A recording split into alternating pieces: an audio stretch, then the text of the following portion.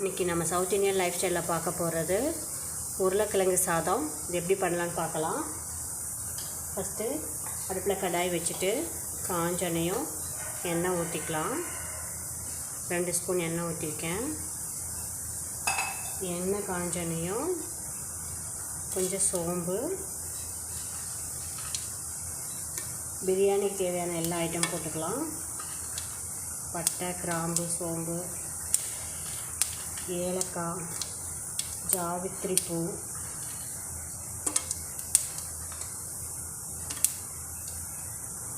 அன்னாச்சி மொக்கு எல்லாமே போட்டாச்சு.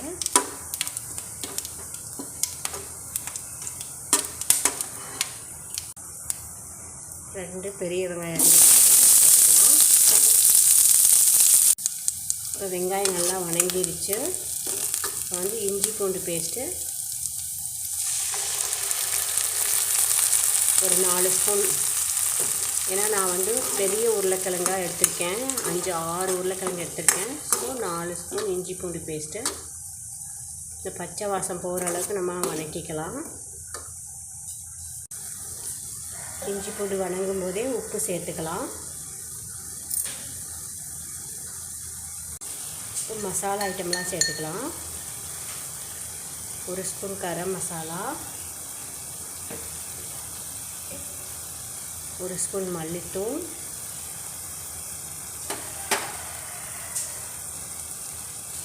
1/2 ஸ்பூன் மஞ்சத்தூள்,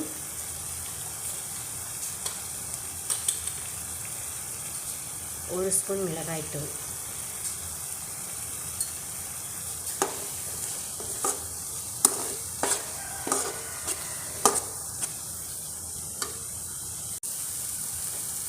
இப்போ அரிஞ்சு வச்ச உருளைக்கிழங்கை ஆட் பண்ணிக்கலாம்.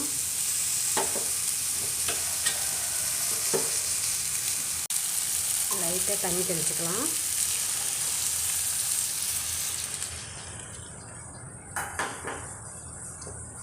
இப்போ ஒரு 5 நிமிஷம் வேகட்டும். இப்போ உருளைக்கிழங்கு நல்லா வெந்துருச்சு. ஒன்று எடுத்து அப்படியே அமுத்தி பார்த்துக்குங்க. வெந்துருச்சு. இப்போ அடுப்பு ஆஃப் பண்ணிவிட்டு நம்ம இதில் வந்து சாதத்தை போட்டு கலரிடலாம்.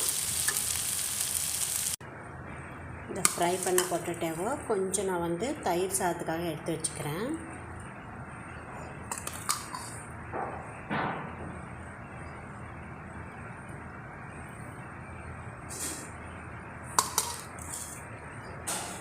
தயிர் சாதத்துக்கு சைட் டிஷ் ரொம்ப டேஸ்ட்டாக இருக்கும். ஸோ அதை எடுத்து வச்சிட்டேன். இப்போ இதில் வந்து நம்ம சாப்பாடை கொட்டி கலரிடலாம். இப்போ டேஸ்ட்டான பொட்டேட்டோ ரைஸ் ரெடி ஆயிடுச்சு. இது குழந்தைகளுக்கு டிஃபன் பாக்ஸ் போட்டு கொடுக்கலாம். சீக்கிரம் ஈஸியாக செஞ்சிடலாம். ரொம்ப டேஸ்ட்டாகவும் இருக்கும். இதே மாதிரி நீங்கள் வீட்டில் ட்ரை பண்ணி பாருங்கள். பிடிச்சிருந்தால் சப்ஸ்கிரைப் பண்ணுங்கள். தேங்க்யூ.